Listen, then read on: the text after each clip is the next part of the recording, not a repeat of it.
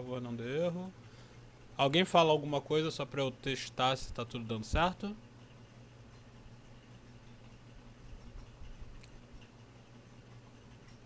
Alguém, por favor, manda um Oi? áudio. Isso, pronto. Testado e funcionando. Estamos sendo gravados a partir de agora. Marcelo entrou.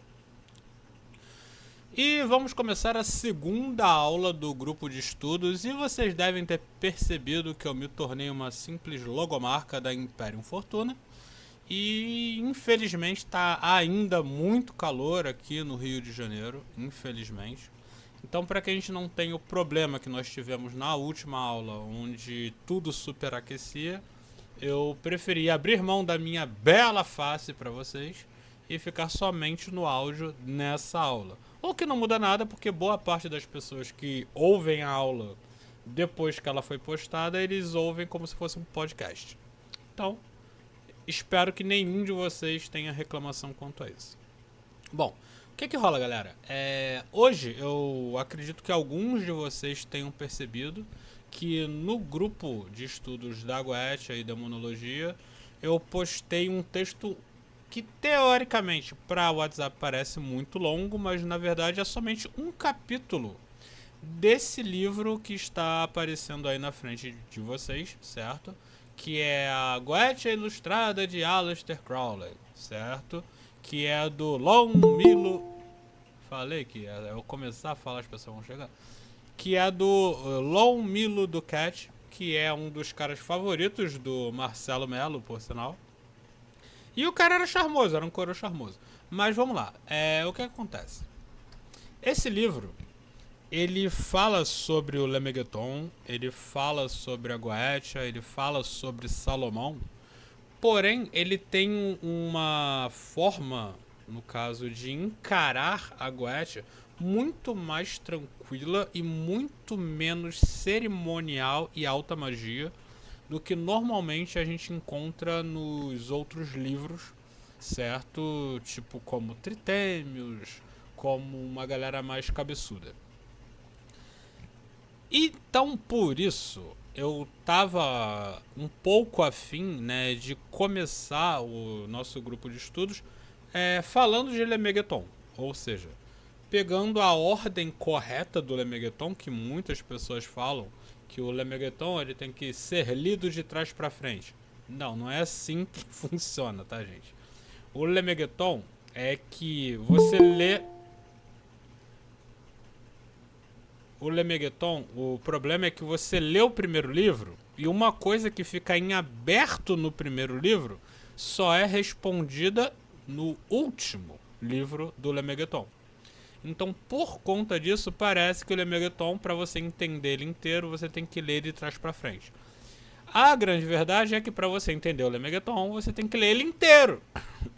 Entendeu?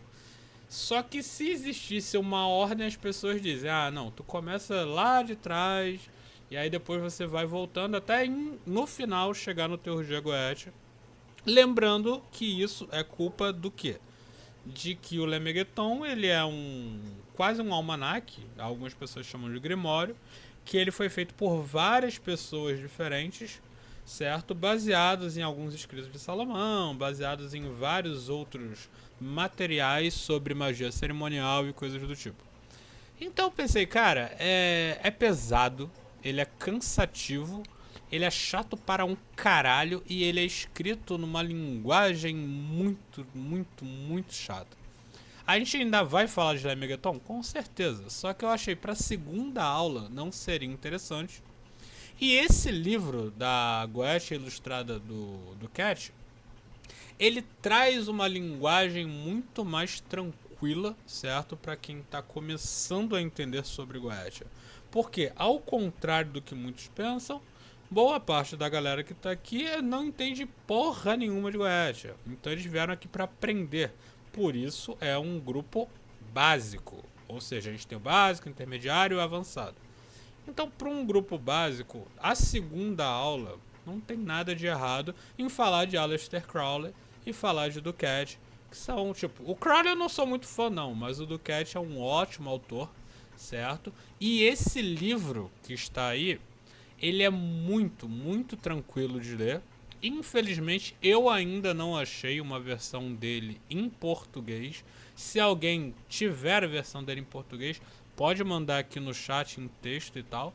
Mas como eu não tenho, o que eu faço? Eu fico lendo ao mesmo tempo. Eu vou pegando o livro e vou traduzindo e lendo, né, ao mesmo tempo. Então pensei, por que não? Hoje, já que a gente tinha que falar sobre uma grande dúvida, que foi uma dúvida que foi uma grande dúvida de vocês, né, sobre como começar, o que é necessário para que eu possa então fazer o meu primeiro ritual de Goethe, coisa do tipo. Então eu procurei, né, nesse livro onde ele explica sobre alguém que fez o primeiro ritual de Goethe, saca? E quais eram os instrumentos necessários que foram ou não utilizados por essa pessoa que fez o primeiro ritual de evocação dela. E de uma coisa que eu acho interessante, que eu citei inclusive para algumas pessoas antes da aula, porque vocês hoje estavam em 220 volts, então vocês, tipo, ficaram conversando antes da aula loucamente, saca? E aí eu dei alguns spoilers e tal, mas o que acontece? Primeira coisa que eu quero falar com vocês é que esse livro em si, ele tem algumas liberdades poéticas, certo? Porque ele primeiro ele tenta te explicar o que é o mal. Então, muitas pessoas abandonam esse livro quando eles entram nesse, se não me engano, é o primeiro capítulo. Acho que é o primeiro capítulo ou o segundo no máximo, onde ele fala o que seria o mal. E assustadoramente, nesse livro, esse capítulo é absurdamente mal interpretado, onde algumas pessoas acreditam que o mal, na verdade, é alguma coisa que existe, né, ao redor de você e que você vai utilizar isso. Por quê? Porque o capítulo ficou muito mal escrito, a verdade é essa, certo? Tanto que depois, de acordo com as experiências que são postadas, de acordo com os rituais que são postados e com o que ele trouxe do Aleister Crowley, porque esse livro não é escrito pelo Aleister Crowley, mas sim é um cara que fala sobre coisas. A professora dele era aluna do Aleister Crowley e esse cara então foi lá e postou, né? Escreveu alguns capítulos para esse livro, certo? Baseado nos ensinamentos do Aleister Crowley. Então, de certa forma, é um Aleister Crowley depois de 3 degraus, saca? Mas o Crowley em si, o material dele criado sobre Goethe, vocês podem encontrar facilmente lá na Golden Dawn e coisas do tipo, e eu vou trazer para vocês. Mas esse daqui é uma interpretação dele, então já saibam que é diferente, tanto que uma vez eu postei sobre esse livro em algum lugar e vieram vários fãs doentes do Aleister Crowley reclamar que não, isso daí não é sobre o Aleister Crowley, isso é do Cat. Gente, calma, vocês estão viajando. Porque esse livro também é sobre magia sexual, saca? A qual não falaremos hoje, apesar de que o tema magia sexual também... Não, tem mais, entendeu? Tanto que o tema magia sexual é muito, né, tratado nesse livro e também foi muito falado, né, nessa semana lá no nosso grupo magia sexual e tal, mas foi mais por causa de tarô e coisas do tipo. Eu até pensei em trazer a magia sexual hoje, as evocações, goétias e tal, trabalhando com magia sexual, mas eu imaginei que vocês ainda estavam muito jovens para entender isso. Então eu preferi trazer o outro tema, que era o que seria necessário para fazer a evocação, tanto que muitas pessoas, né, aqui, vocês no caso, perguntaram quais eram os materiais necessários para fazer a evocação goétia, e é o que ele cita, né, logo no 5º capítulo. Então, no quarto capítulo, ele cita a experiência de um cara que era músico, né? Se alguém leu o que eu escrevi, eu sei que era um texto muito longo para o WhatsApp. Então eu sei que muita gente não deve ter lido e não tem problema nenhum. Quem não leu não tem problema. Eu tô aqui exatamente para falar dele. O que acontece naquele capítulo? Naquele capítulo é um relato de um cara que ele era músico e aí em um dado momento da vida dele, ele arrumou uma esposa, ele arrumou um filho e ele percebeu que a vida dele como músico estava atrapalhando a vida familiar dele. Então, por conta disso, ele concluiu que ele deveria abandonar a carreira dele, que já tinha alguns anos, para tentar uma carreira diferente, mas que ele pudesse manter a família dele bem.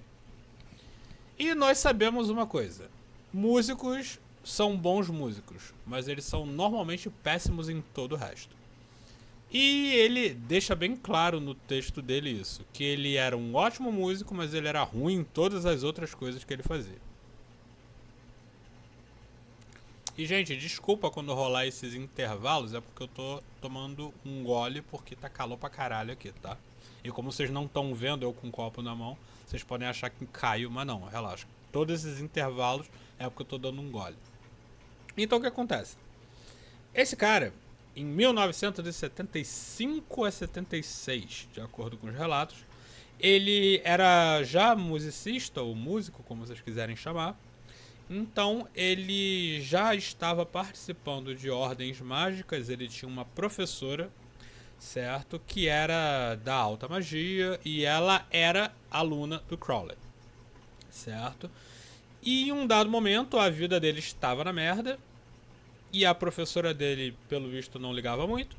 E ele chegou para a professora e disse: olha só, professora, a minha vida está na merda e eu tô querendo testar esse negócio de Goetia, saca? E a professora dele falou: olha só, não faça isso. Goetia é baixa magia. Goetia é para pessoas que não são espiritualizadas. Goetia, ela traz coisas que podem ser perigosas e danosas para você. E o cara falou: cara, eu tô passando fome. Eu acho que todas as coisas danosas, perigosas e ruins da minha vida estão acontecendo.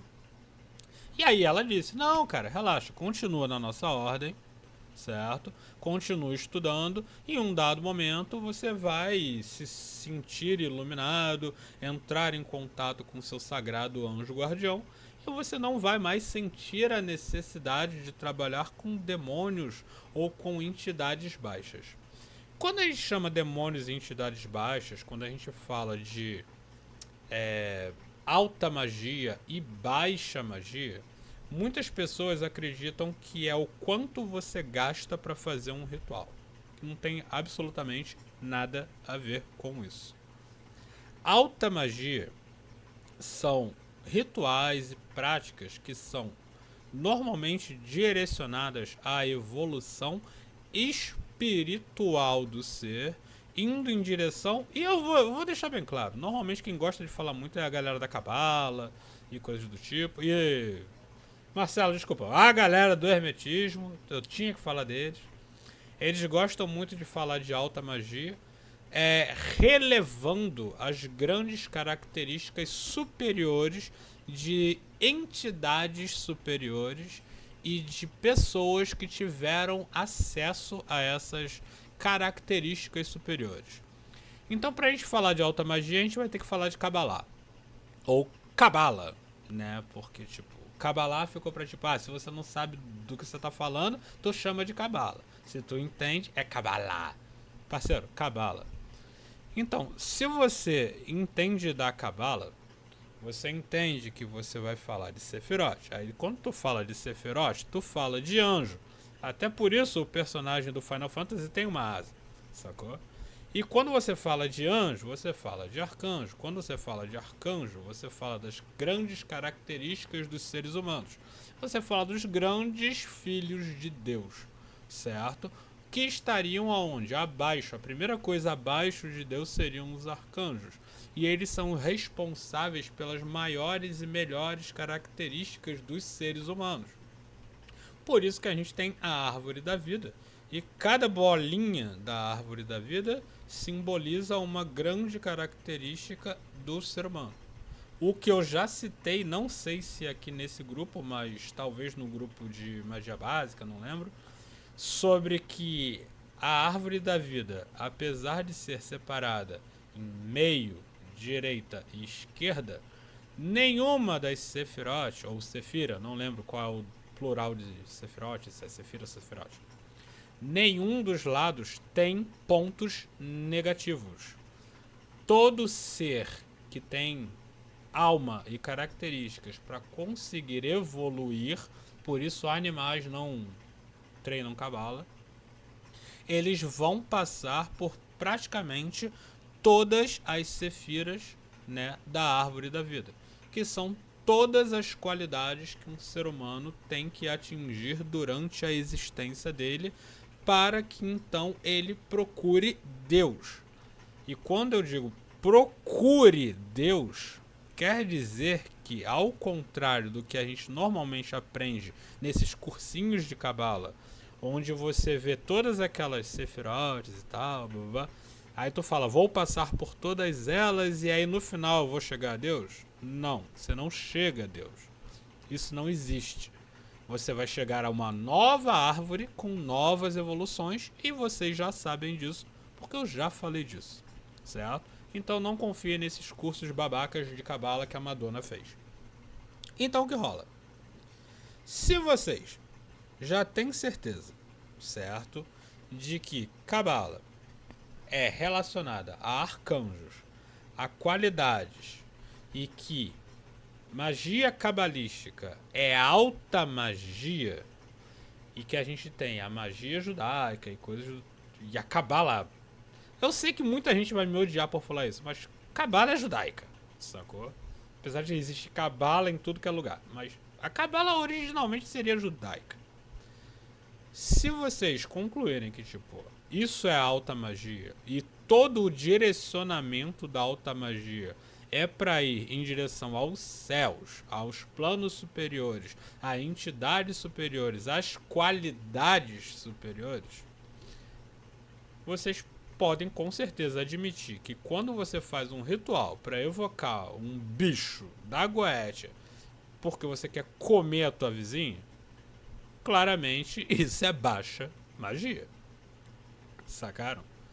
Então por isso que a gente tem esse preconceito, que é inclusive um assunto que eu tava conversando com um membro ali, né, Marcelo? Né, antes da aula, sobre essa diferenciação entre alta magia e baixa magia.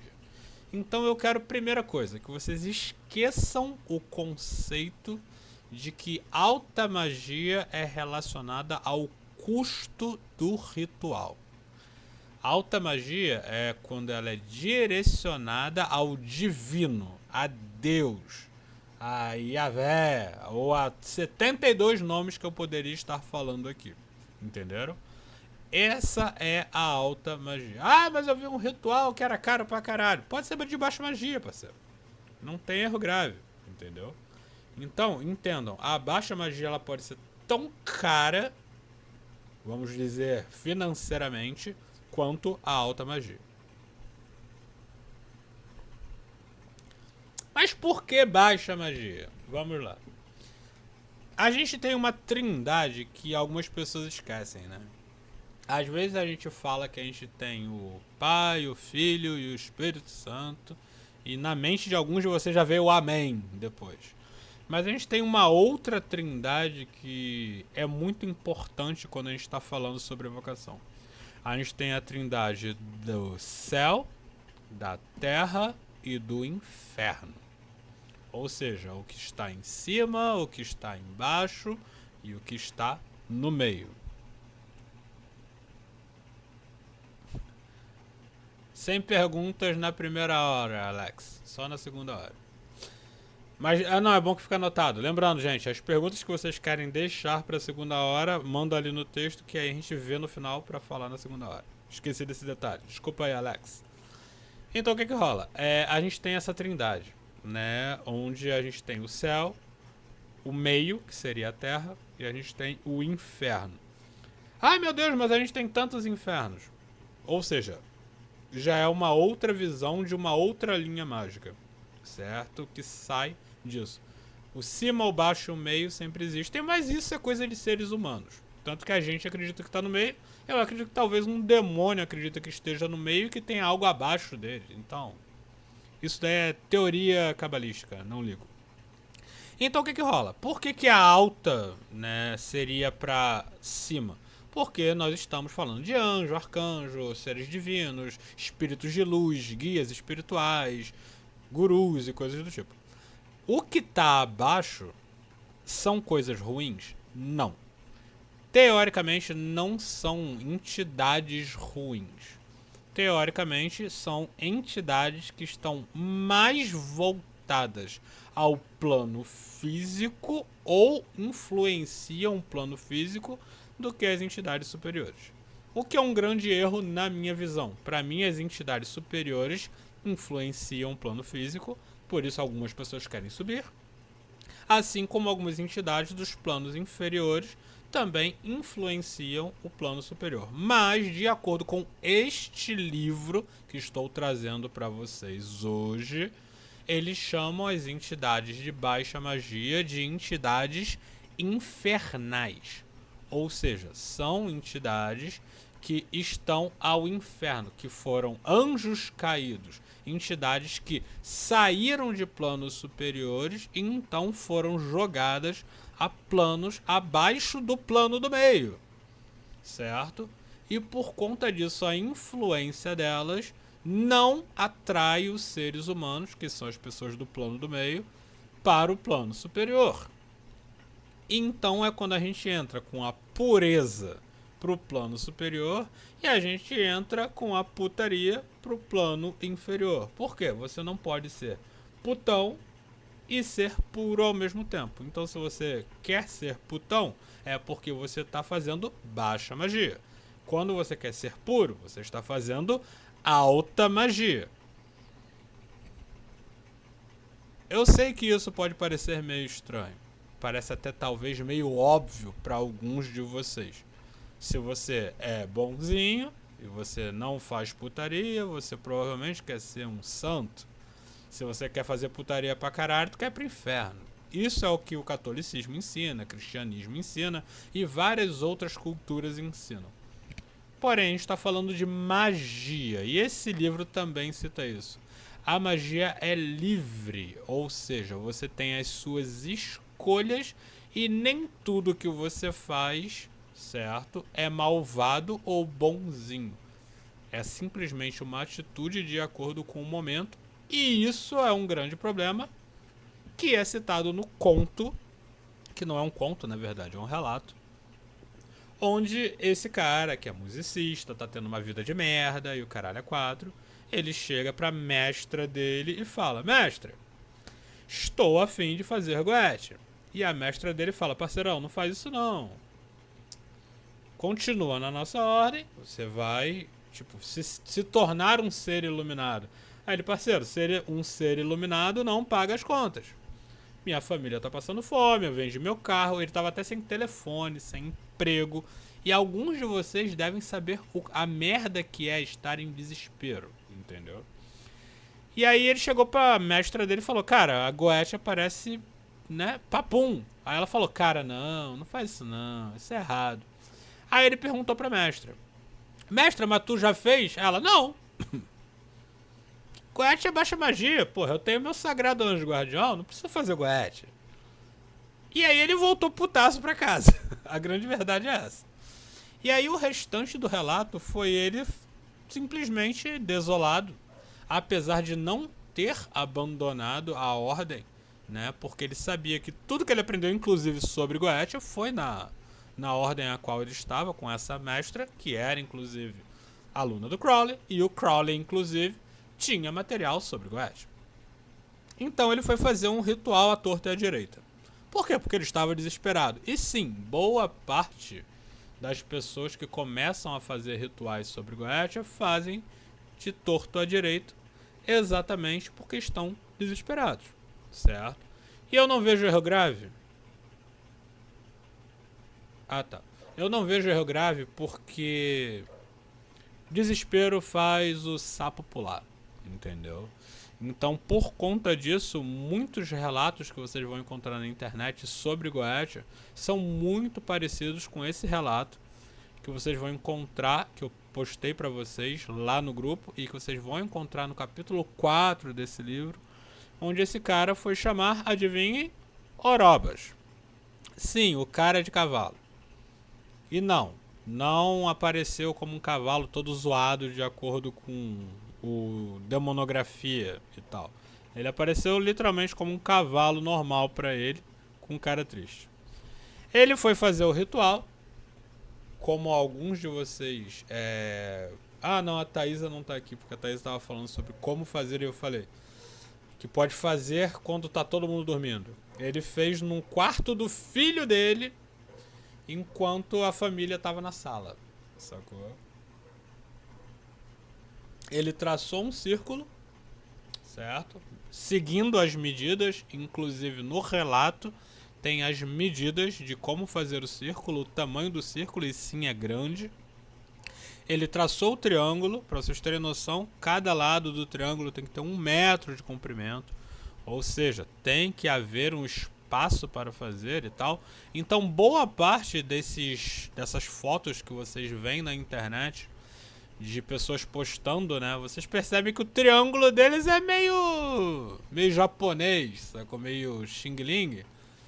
Mas de acordo com os escritos, o triângulo ele tem que ter 1 metro de comprimento a cada lado, né? Cada um dos 3 lados. E o círculo é grande pra caramba, ele tem que ter 9 pés. Eu não faço ideia de quantos são 9 pés, mas é grande pra caralho. Mas de acordo com o tapete, acho que deve ser uns 5, 6 metros de espaço. De área, desculpa. Então o que rola? Aí ele foi lá e ele usou fita adesiva pra fazer tudo. E se não me engano ele usou giz, não lembro direito do relato dele. E ele escolheu Orobas porque o Orobas era um espírito que cabia dentro das medidas dele. E reparem que ele não cita no relato se ele usou o dia correto e tal, e o caramba 4. Só que ele claramente não usou tudo o que ele deveria. Ele não usou os materiais, os quais eu vou citar já já, certo? Ele só utilizou a varinha, o óleo de abramelin, o círculo e o triângulo. Se não me engano, no relato é somente o que ele mostra. Porém, apesar de somente utilizar isso e não utilizar todas aquelas orações que tem, as preces, que são absurdamente cansativas e que tu deveria ficar umas 5 horas fazendo, ele diz que o ritual dele demorou mais ou menos 1 hora e pouquinho, sacou? E aí tu fala, porra, mano, então esse cara aí é do Cautize, mano. Ele cagou no pau na porra toda. Não, essa que é a grande questão.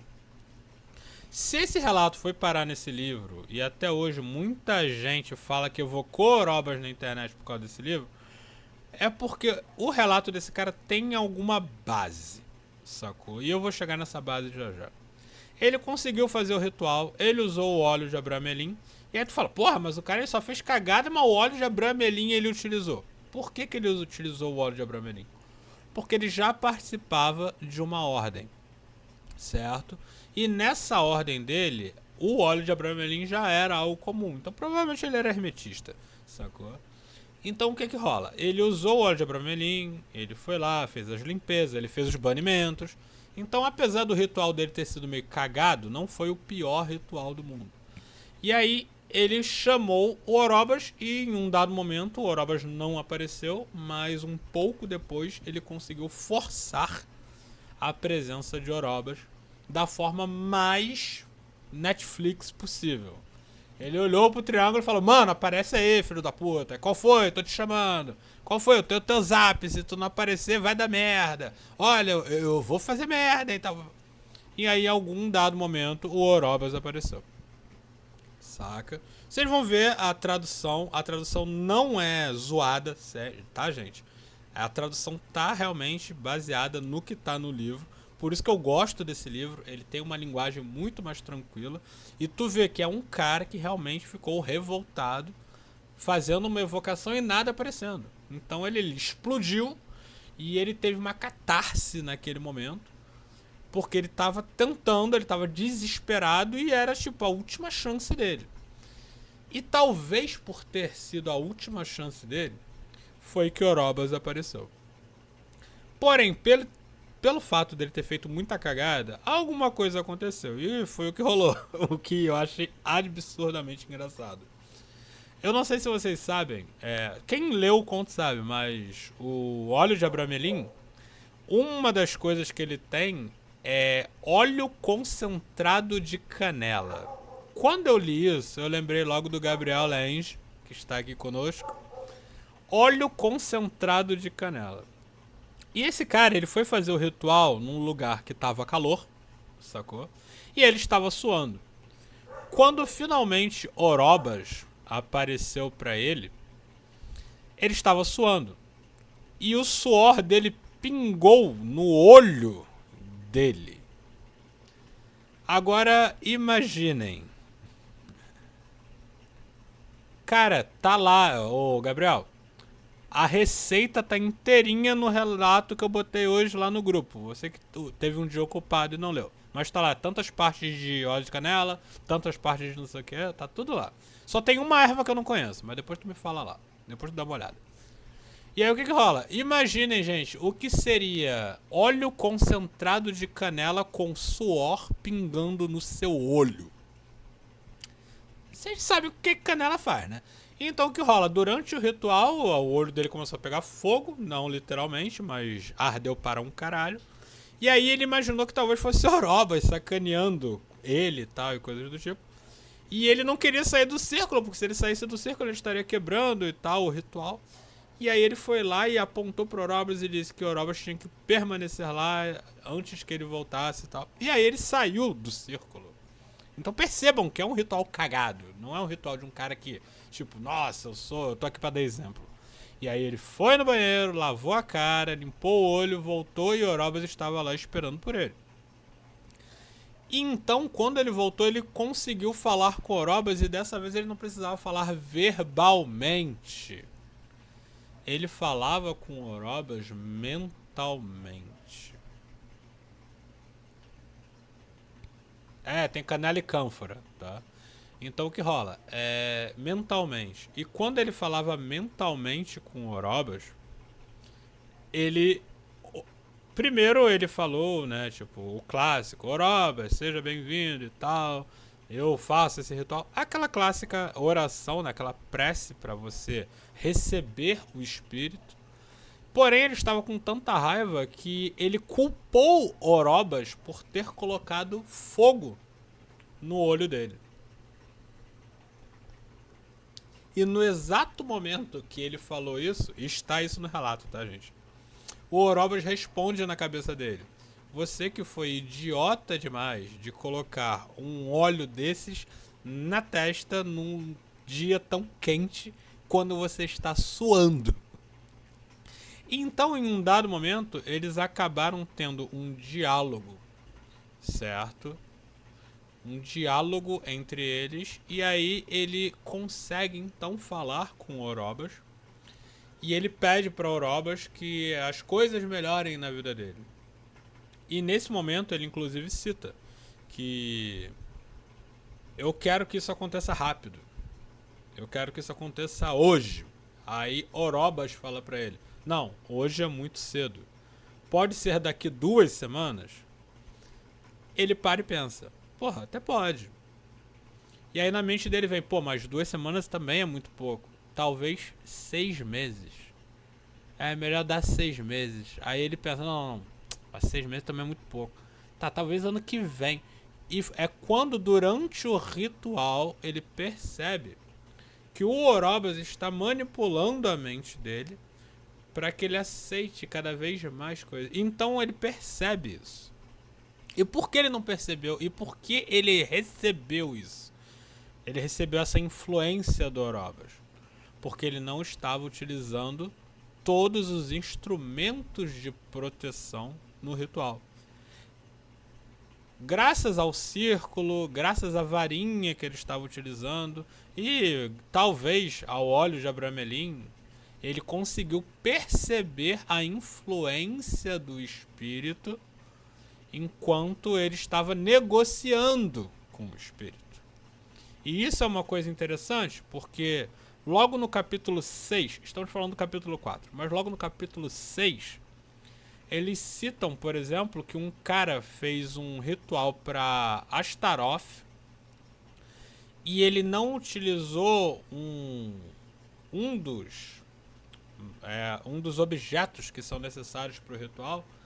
Porém, durante o ritual, o odor era tão gostoso e Astaroth apareceu para ele como uma mulher tão gostosa, sacou?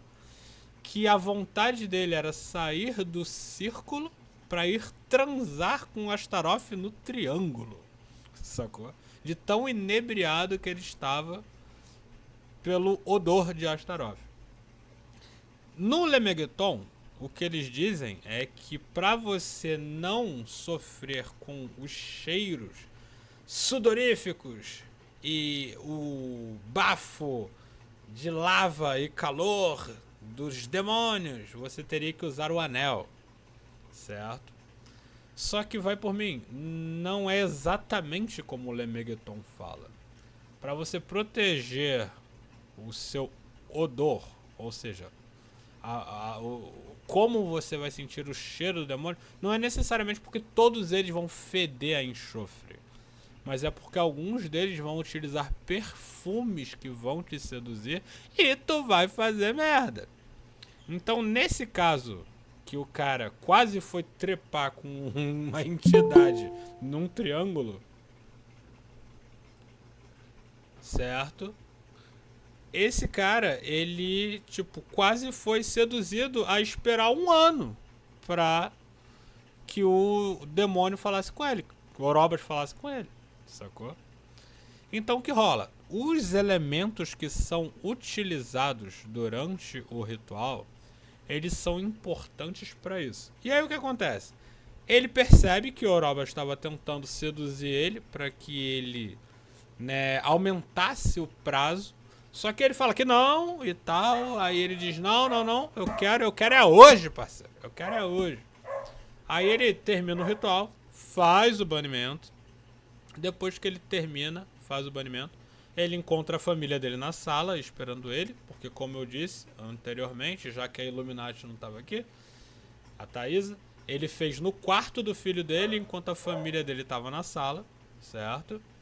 E aí ele voltou, depois que ele terminou o ritual, fez o banimento, encontrou a família. A esposa dele só estranhou que ele estava com o olho vermelho, porque ele tinha metido canela concentrada no olho. Ok, acontece, quem nunca?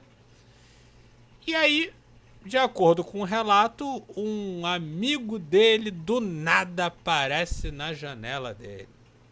Buzina, sacou? Chama ele, ele vai encontrar o amigo e o amigo dele fala: olha só, eu tenho que viajar pra Budapeste, ou Bogotá, não lembro direito agora. Quem lê o relato sabe. E aí o amigo dele fala, olha, fica com o meu carro e me leva lá pro aeroporto, sei lá. Pro porto. Eita porra, só tem 15 minutos, tá de sacanagem. Aí beleza, aí ele fala, me leva lá pro aeroporto, pro porto e fica com o carro pra você. Aí ele volta pra casa, ele leva o amigo, né, e tal. Aí ele volta pra casa e ele fica com o carro. E aí ele, na volta, ele já pega várias vagas de emprego por algum motivo, vamos botar assim. Porque como eu disse, ele tava sem dinheiro nem pra sair de casa, sem telefone, sem nada. E aí ele pega e começa a ir nas vagas de emprego usando o carro que o amigo dele emprestou pra ele, vamos botar assim. E aí das 3 vagas, a terceira ele consegue. E aí ele arruma um emprego. E aí ele arruma esse emprego, e aí ele começa a melhorar nesse emprego, e ele começa a manter bem a família dele. E a história termina assim, com ele finalmente conseguindo sustentar a casa dele, certo? Sustentar a casa dele. E aí depois ele fala que então ele novamente chamou Orobas, e aí ele fez uma homenagem a Orobas em estanho, se não me engano. E aí depois ele cita que várias vezes depois ele fez evocação para outros espíritos da Goetia. E ele disse que às vezes dá certo, às vezes dá errado. Porém, ele entendeu uma coisa. que a quantidade de vezes que dá errado é muito maior.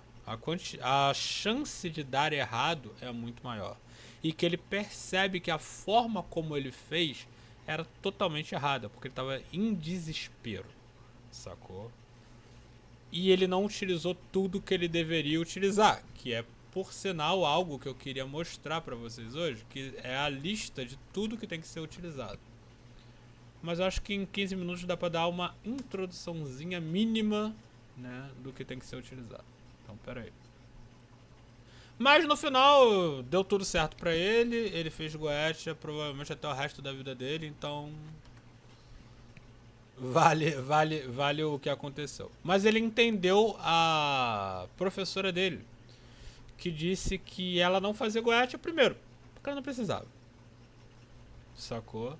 E segundo, que normalmente você não aconselha alguém a fazer Goetia porque a chance de dar errado é muito grande, certo? E os resultados podem ser não o suficiente do que o esperado. Mas para quem tiver dúvida, eu já postei lá no grupo esse relato que está no livro, e o livro, obviamente, também está para download, porém o livro está em inglês. Então eu fui traduzindo e postando lá no grupo, e eu vou fazer isso toda semana com todo o tema da aula. E hoje vamos falar também só, né, para terminar, dos itens necessários, porque vocês queriam muito saber quais eram os itens necessários para fazer a primeira evocação Goetia. E como a Rafaela, que infelizmente não está aqui hoje porque está fazendo o ritual, certo? Ela não pode estar aqui para trazer os bilhões de itens que eles utilizam na alta magia noquiana e o caralho 4. Eu vou falar os que são citados nesse livro. O templo, que foi citado também hoje. O que é o templo? É o local, não é necessariamente um prédio, um castelo, nem nada do tipo. É um local onde pode ser seu por alguns momentos. Me perguntaram se eu podia fazer numa floresta. Infelizmente você não pode fazer numa floresta, porque a floresta nunca será sua. Se for um barraco no meio de uma floresta, beleza. Se for uma casa abandonada dentro de uma floresta, beleza. Mas se for numa floresta aberta, infelizmente não pode. O templo é o seu local para fazer os seus rituais. E ele tem que ser limpo, banido e energizado. Então, infelizmente, você não pode fazer isso numa floresta em aberto. Você não tem como limpar uma floresta inteira e impregnar uma floresta com a sua energia.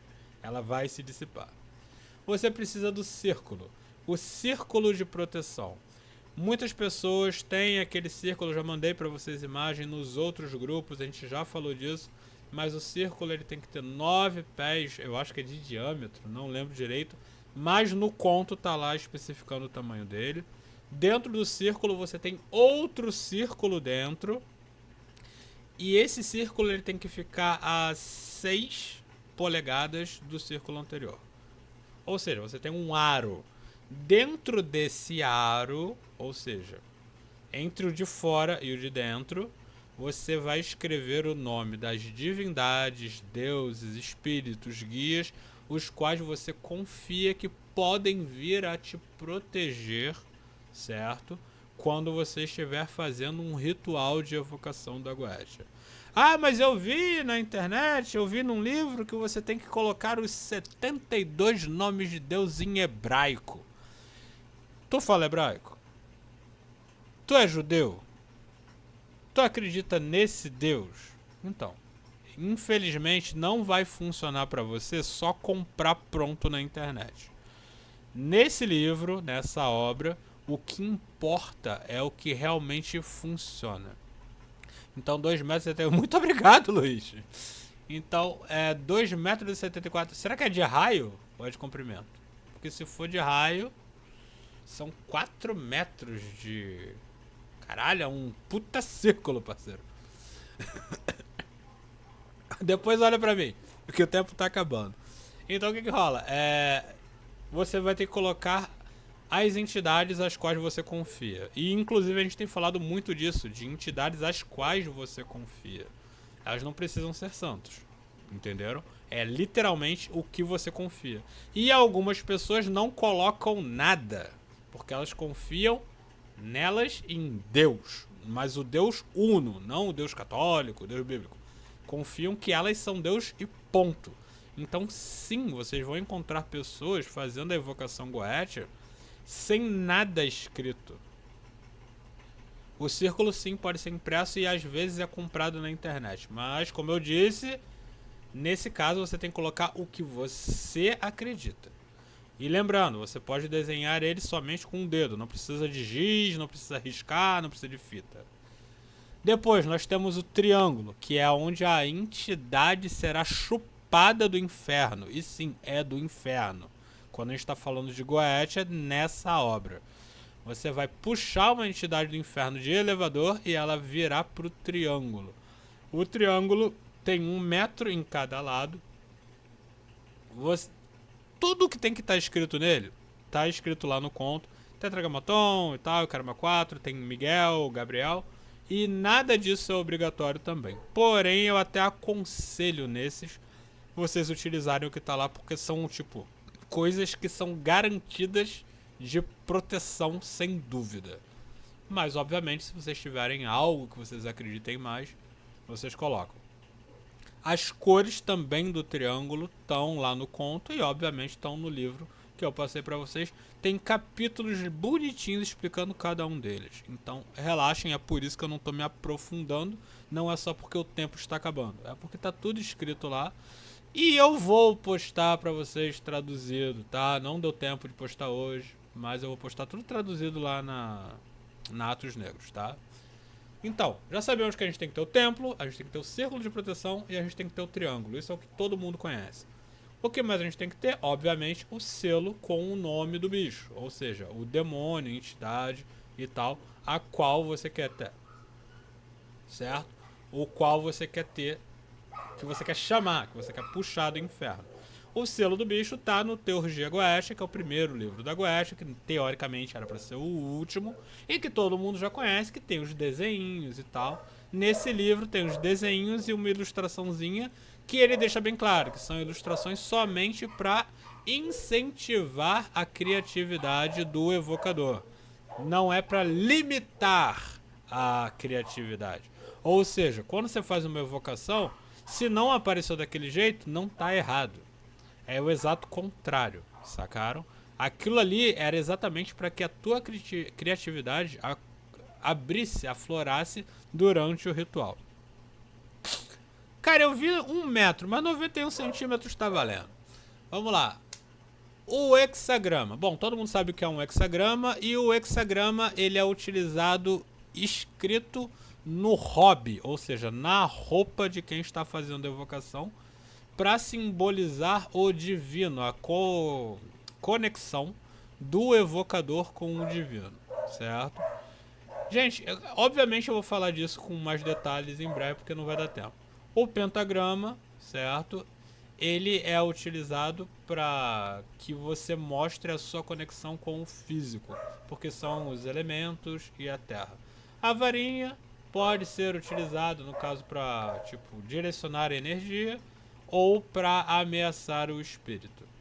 O anel ou o disco, como eu disse, ao contrário do que muitas pessoas acreditam, você no disco, de um lado você tem o símbolo de Salomão e do outro lado você tem o nome do bicho que você está chamando. Então é literalmente para te proteger do que... caso de merda. A grande verdade é essa, porque quando eles falam que a entidade pode soltar bafo ácido na tua cara, provavelmente é porque de alguma merda ela saiu do triângulo. Então o anel e o disco seria mais ou menos para isso. A urna de bronze seria para você ameaçar a entidade de trancá-la caso ela não te obedeça. Então você colocaria o selo da entidade dentro da urna e prometeria tampar a urna com chumbo, para então trancá-la como Salomão teria feito. E o hobby, que é a roupa de linho branco que você deveria utilizar. Vocês estão percebendo que essa parte está absurdamente corrida, mas é exatamente porque o nosso tempo está acabando, sacou? Então o que que rola? Obviamente todo esse tema vai ser postado, traduzido. O hobby não é obrigatório. Eu adoro fazer esse tipo de ritual peladão, sacou? Muita coisa é adaptável. Esse livro, inclusive, cita isso, que muita coisa tem que ser adaptada, certo? Mas, o que rola? Galera, eu tenho que encerrar essa primeira hora, e aí a gente volta para a segunda hora, onde vocês tiram dúvidas e coisas do tipo. Mas eu quero agradecer muito a todos vocês, a presença de todos vocês. Lembrando sempre que essa é a segunda aula, a gente está falando dessa obra, então sim, vai ter muito filho da puta que vai ouvir essa aula e falar: ai, mas eu li o Le Megueton e lá é diferente. Animais, eu tô falando de uma obra em específico. Goetia, Ilustrada, do Crowley e do Cat, sacou? E eu tô falando sobre o que tá escrito lá. Vamos falar de Dr. Hood, vamos falar de Le Megueton, vamos falar de Tritemis, vamos falar de um monte de gente. Essa aula é sobre uma das versões mais tranquilas de se ler sobre, para então gerar curiosidade para fazer mais. Mas percebam, ele faz o que vocês estavam em dúvida. O que é necessário para eu começar? Dá para eu começar assim meio torto, meia direita? Quais são os resultados? Então eu aconselho muito, por isso eu passei a leitura para vocês, certo?